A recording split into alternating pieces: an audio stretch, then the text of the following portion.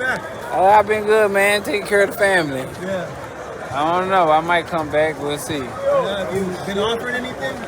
Off anything like what? Like a fight? I mean, I get offered stuff all the time. Yeah. Fights. I don't know. We'll see. You know, just enjoying life. You know, I'll come back whenever I'm ready. Yeah, that was Errol Spence being asked by the media in regards to a potential possible comeback and when he will do it, where he would do it, and against who, right? And, you know, he kind of gave you a little hint like, I'm not really sure, but it'll be on my terms. And I love that answer. But with Errol Spence, the truth is I love for him to come back. He's one of my favorite fighters. But I don't think he should. Hello guys, this is Rolly Romero. Yo, my name is Nonito Donaire. What's up guys, Designer's Eyes. We're here with Bob Santos Boxing. And I rock with Dr. Boxing Talk. I want to give a quick shout out to Dr. Boxing Talk. And I want to give a big shout out to Dr. Boxing Talk. Thank you for all the love, thank you for all the support. You're rocking with Dr. Boxing Talk. Get your daily news from my man right here, the best in the business. Let's get it, baby. All day, baby. Amen. Bam! If I tell you I'm good, probably you'll say I'm boasting. But if I tell you I'm no good, you know one line. Yo, what's good, Boxing Talk family? Welcome back to your favorite boxing news channel, Dr. Boxing Talk, and we are here to discuss Errol Spence Jr., who was in the building at the venue for the fighter that he promotes and manages, Frank the Ghost Martin's return against Francis Barthélemy, which ended in spectacular knockout on behalf of Frank the Ghost Martin. He made a big statement showing he's back. And speaking of being back, we have some speculation about somebody else returning as well. And that'll be Errol Spence Jr. And I'm talking about BTF Rise Up. Now, look, I'm going to tell you right now, man, Errol Spence is one of my favorite fighters, man, for real, of all time. That's why I love when him and Terrence Crawford fought, because there's two great fighters that I liked a lot. You know, even though I would say I like Errol Spence a little bit more, but follow him a little bit longer. But Terrence Bud Crawford, pound for pound king, is definitely one of my favorite fighters as well. So, you know me, man, I love when my favorite fighters fight. You know, it's like I'm torn on who I'm going with, but I love when they fight because it usually demonstrates two great fighters sharing the ring together. That's why I loved when Cinnamon and Bud fought. I loved when Manny and Floyd fought. I just love it. I wish that Cinnamon and Benavidez would fight. I wish Tank and Shakur would fight, because these are great fights, man. I'm not one of those guys that if I like a fighter, I don't want them in great fights with other great opponents. Like, that's what makes them great. You see what I'm saying? So I would love for these other great fights to happen as well. But Errol Spence Jr., the last time we saw him was when he was involved in a great fight with Terrence Bud Crawford. And Terrence Bud Crawford, it was a one-sided victory on behalf of Bud, you know, Budrick. He did his thing, right? And Errol Spence, we haven't seen him since, you know. That was his first loss. That was his first loss by stoppage. And he hasn't fought since then. So that's a long layoff as well. Super long layoff. So him coming back is day by day, the chances are becoming slimmer and slimmer. And I don't have a problem with that. You know what I'm saying? But I will say this. If he does decide to come back, I'm going to root for him. I'm going to wish him the best. Who am I to tell somebody that loves what they do and can earn a lot of money while doing it, make a living while doing it, not to do it anymore? Of course you should pursue it, you know, but you have to also acknowledge the risks, because boxing is a combat sport. It's a contact sport, and it's dangerous. You know what I'm saying? It can be dangerous. So if you're not fully healthy, then if your health is already compromised, it could be compromised further. For your listening pleasure, we are now on Spotify under Dr. Boxing Talk. The same thing on TikTok, Twitter, Instagram, Spotify, everything. Dr. Boxing Talk, man. Come rock with us. Yes, sir. Yes, ma'am.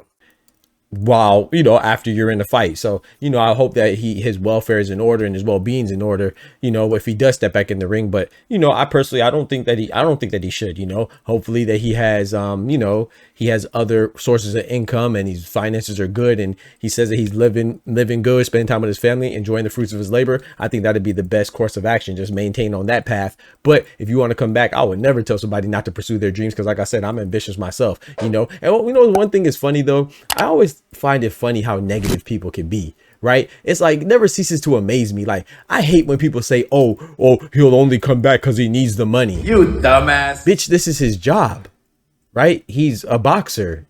When you do a job, regardless of what your occupation is, if you're a barber, if you're a doctor, if you're a janitor, if you're a content creator, you want to get compensated monetarily. Hopefully it comes with your occupation, with your job. So maybe money is not the motivating factor for you, and that's good. You know, hopefully you have the privilege of doing something that you love and make a living with it and also get compensated for it. But let's not act like compensation is not a major factor. This is how we live. That's a tool that it's a resource that we use to live. You see what I'm saying? So if a boxer comes back for the money, what's wrong with that? They proved that they loved it when they were amateurs and stuff, when you don't really get paid. I was an amateur boxer. I wasn't getting paid, but I loved it. I still did it and I enjoyed it. You see what I'm saying?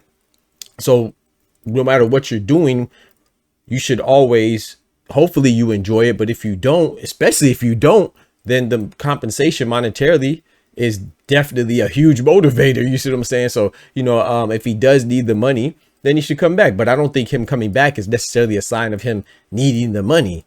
It's just a sign that he misses the sport that he loves, the job that he was doing. You see what I'm saying? So it's kind of hard to separate somebody from their purpose or their dream or whatever they've been doing for a long time. You see what I'm saying? It doesn't have to just be related or confined to sports or athletics. That could go with anything, you know? So I don't think there's a problem with him coming back in the scenario that he may need some money. You know what I'm saying? Like, you know, hopefully that's not the case. But if he does, then yeah, why not go back and do something that you love? And especially when, like he said, he gets offers every day. We know somebody who publicly made an offer to him. That'd be Virgil Ortiz, right? And Oscar De La Hoya with Golden Boy Promotions. I think that's a terrible offer because it's just, to me, it's just indicative of them not really having the full confidence to go take on other people like Jerron Boots Ennis, you know, who's at the top of the sport and active, because Spence is not active, right? He's inactive, you know. And then also Fundora, you should be targeting the winner of Fundora and Thurman for the WBC belt. And in fact, Virgil Ortiz has the interim belt to the WBC belt, which is held by Sebastian Fundora. So that should be somebody that you should be targeting. You could target the IBF champion Bakram Murtazaliev. You could target the winner of the unification between the WBA champion Abbas Barao and the WBO champion Xander Zayas. But instead you want to try to get a dream fight with Errol Spence after we haven't seen Errol Spence in over 2 years. And the last time we saw him, he was taking a loss, and it was a stoppage loss at that. So I just think that's kind of weak. I like Virgil Ortiz, but I have to keep it real. You know, I think that's kind of weak. You know what I'm saying? We should at least let Errol Spence commit to making a comeback and maybe have a tune-up or something. You know, Errol Spence is Mr. No Tune-Up, so you know that's not going to happen. But if we were going to see Errol Spence versus Virgil Ortiz, I wouldn't be too mad at it, but I would be mad at it if it's the first fight that he has coming off of a 2-year sabbatical and a loss and a stoppage loss at that. That's my personal opinion. But, you know, at the end of the day, man, hopefully he makes the best decision for him. I would like to see him back in the ring if he's able to, but I wouldn't be mad. Actually, I'd be actually happy for him if he never steps foot back in the ring to compete again. Like I said, it's up to him though. You know what I'm talking about? So y'all let me know what y'all think about that. Do you think that Errol Spence should return? Do you think that if he returns, it's only because of the money and like it's a bad thing? We demonize working for compensation is crazy. You know what I'm saying? That just lets me know that people who think like that, you're definitely broke or you not working for anything, which is crazy. But yeah, man, I think that it'll be best if he could just sail off into the sunset, keep doing what he's doing, and we see him show up at fights in the capacity in which he was last night, the manager of an active fighter in Frank the Ghost Martin. You see what I'm saying? I think that'd be best. But what do I know? You know what I'm saying? I'd appreciate it if he comes back because, like I said, it's one of my favorite fighters. But if not, I definitely wish him the best either way. Y'all let me know what y'all think about that. Don't forget to smack that like button. Most importantly, remember, with God, we can do anything. Without God, we're nothing. The doctor's out.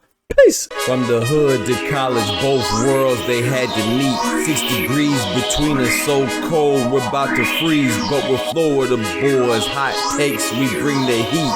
We're moving the culture, the engineers to the streets.